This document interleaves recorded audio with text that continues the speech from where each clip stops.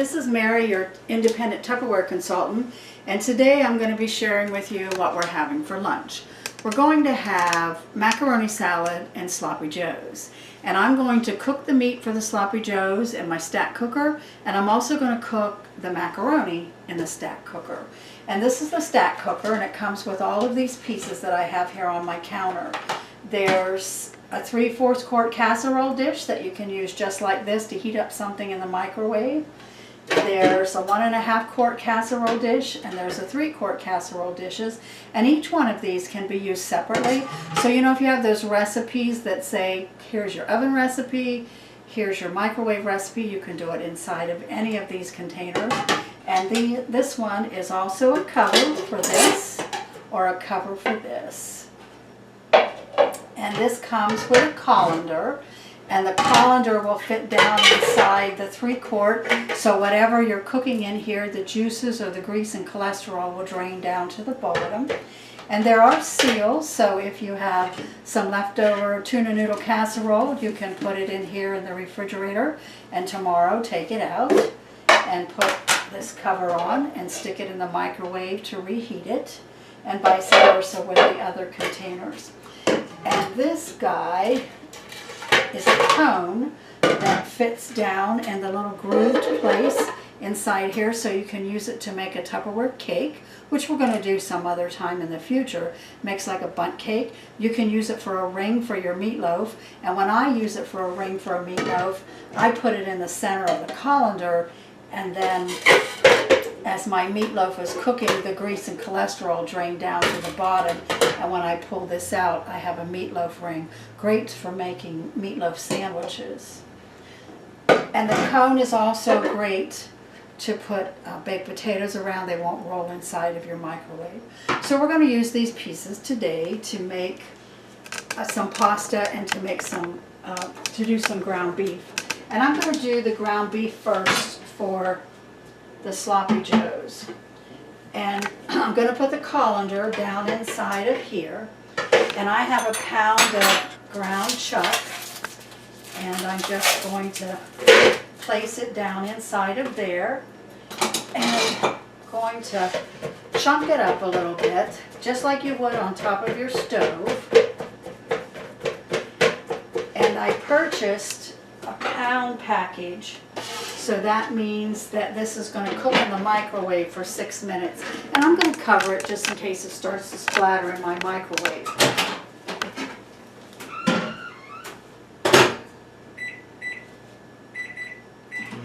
Food cooks in the microwave at 6 minutes a pound. Anything, any kind of meat or vegetables, except for fish. Fish only takes 4 minutes. So if I wanted to steam some fish inside of my stack cooker, I might put just a little bit of water in the bottom and lay a fish fillet, put it in here and cover it, and in 4 minutes my fish would be completely cooked for me. After a couple of minutes, I'm going to stir, and I'm going to chunk it up again just like you would on top of your stove. It's just that it's cooking in the microwave, and any of the grease and cholesterol, it's going to come down through the colander and collect in the bottom instead of in a pan if I was cooking it on top of the stove.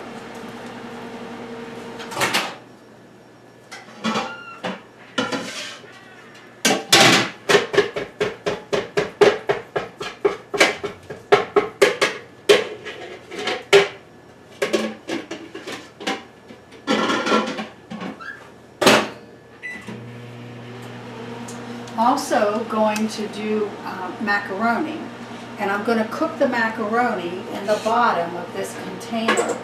And yes, you can cook pasta in your microwave. There is a Tupperware pasta maker that's just great for spaghetti, lasagna, shells, rigatoni, and of course you can do the same in here.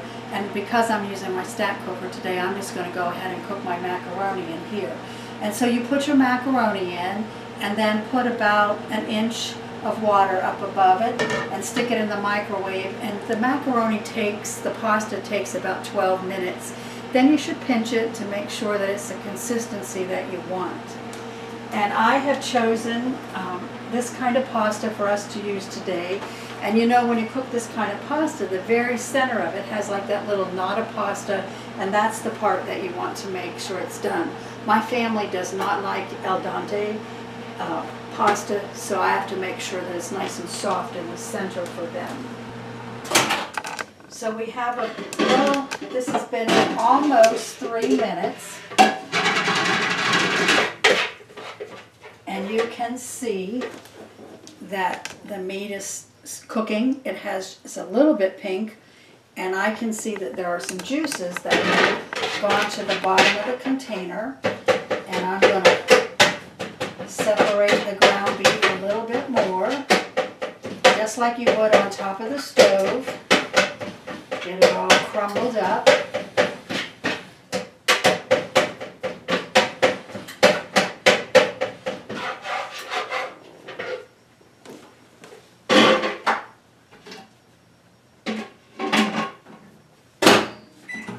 And this Tupperware utensil that I'm using, this is a flat spoon, which is perfect for chopping up that ground beef. It's also great for stirring on top of the stove, and we like it as a serving spoon on the table. We do a lot of things with rice, and this is a great spoon to serve rice and also to serve the macaroni salad. So we're going to let that cook for about 3 more minutes, so why don't we sign off for just a second and then come back in 3 minutes and see when the ground beef is done. There's 30 seconds left for the ground beef, so let's see how it's doing.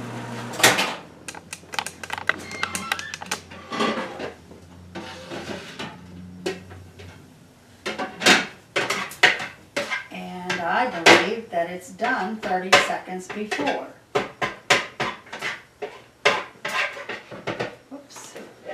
All of the ground beef is completely cooked, and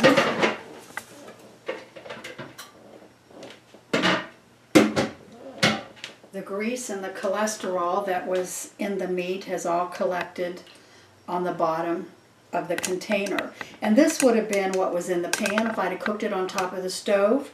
And then, you know, I could drain it into the colander, but I wouldn't get this much out of it. And a lot of people, they just take a paper towel and wipe on the inside of their pan to get the grease out, but you wouldn't get all of this grease and cholesterol out of here.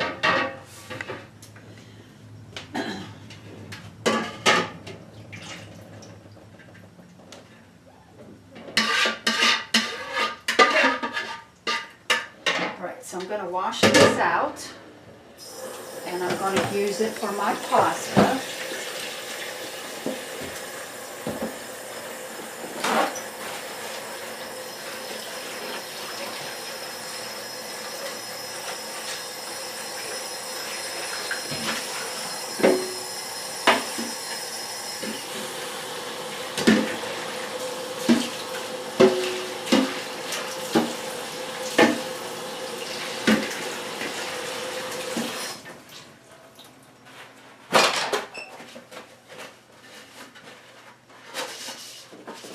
Cleans up so nice.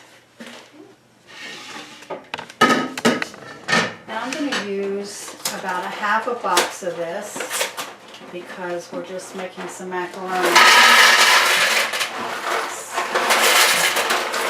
Some macaroni salad for lunch. And I'm going to put about 1 inch of water over the top. And I'm going to put this in the microwave for 12 minutes uncovered.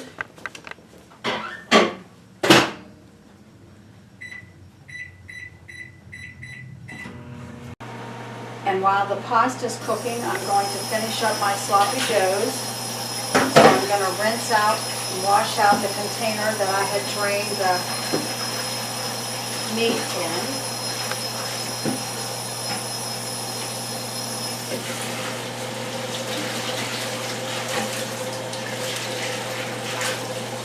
And the grease and the cholesterol comes right out.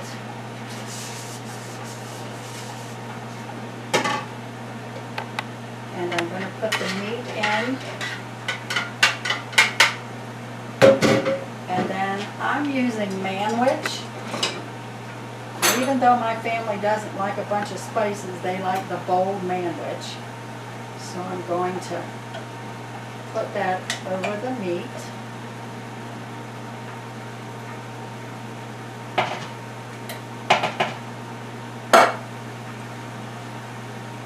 Get this all stirred up, and we would be ready to eat this, but if you needed to reheat it, you would just stick it in the microwave just like this and reheat your sloppy joes.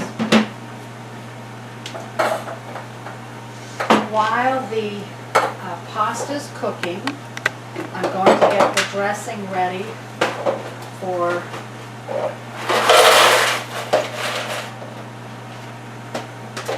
the macaroni salad.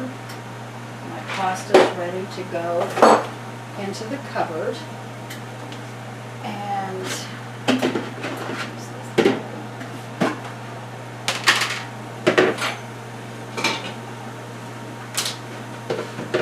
so when I make the dressing for my macaroni salad, I take some boiled eggs and I take the yolks out and put in a bowl.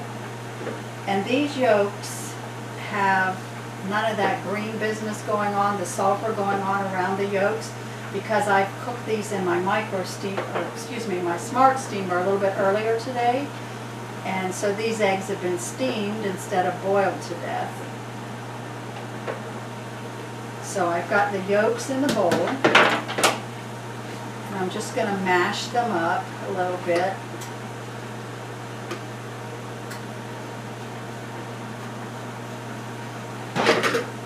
And I'm going to put some Miracle Whip in.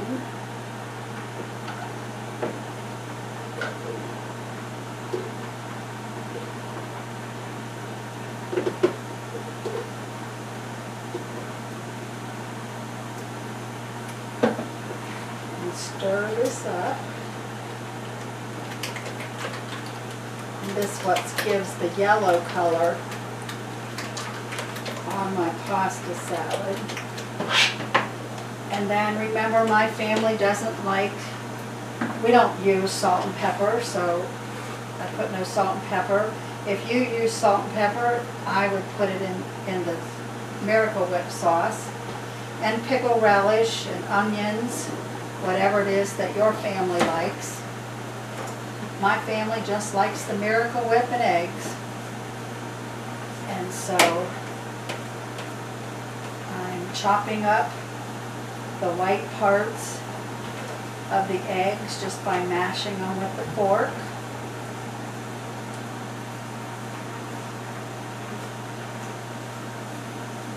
And this is the way I make my egg salad also, but not so much Miracle Whip, because I use more Miracle Whip because we have to have enough to cover the pasta.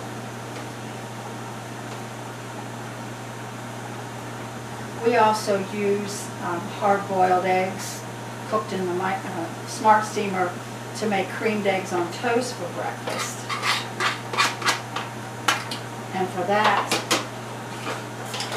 you would just make a medium white sauce, slice up the cooked eggs on top of toast, and then put the white sauce over. So this is going to be my dressing for my pasta as soon as it's done. And it looks like we have about 6 more minutes before the pasta's done. So let's take a break for 6 minutes and we'll come back and check on the pasta. Okay, so it's been 12 minutes since we put the pasta in, and the pasta looks done, but I always want to check it because I don't want to give my family pasta that they won't eat.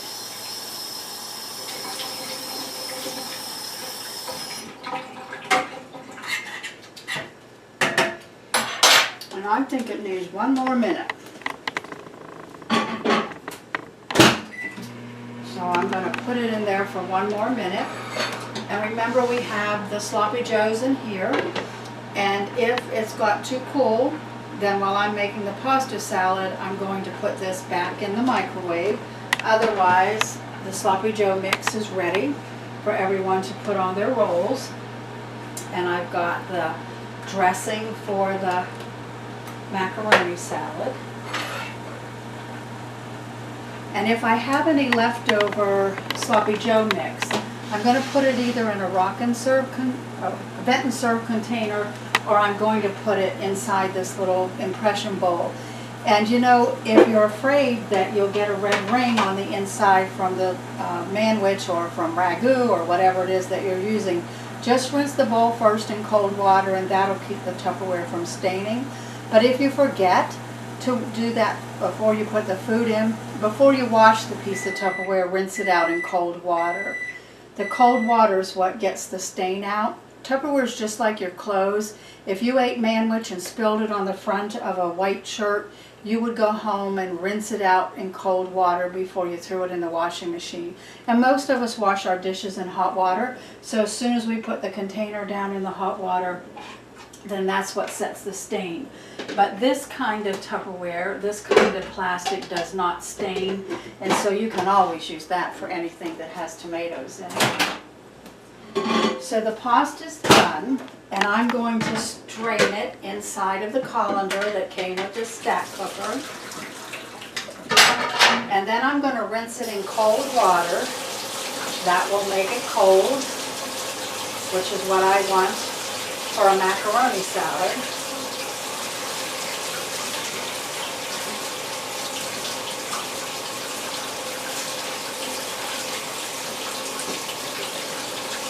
And get it all strained out. You know, if you had to go away or do something else with your family, you could just let it strain down into your container. Dump it in here and stir it up. And you've got your macaroni salad ready to serve for your lunch with your Sloppy Joes. And if there should be any left over, I can store it in the same Tupperware bowl, or I can store it in a smaller bowl. Thanks for watching today. This is Mary Marlin, your independent Tupperware manager, thanking you for watching my videos. Subscribe to my channel below. Follow me on Facebook. Don't forget to like my Tupperware page on Facebook, and you can find me at mytupperware.com/Mary Marlin.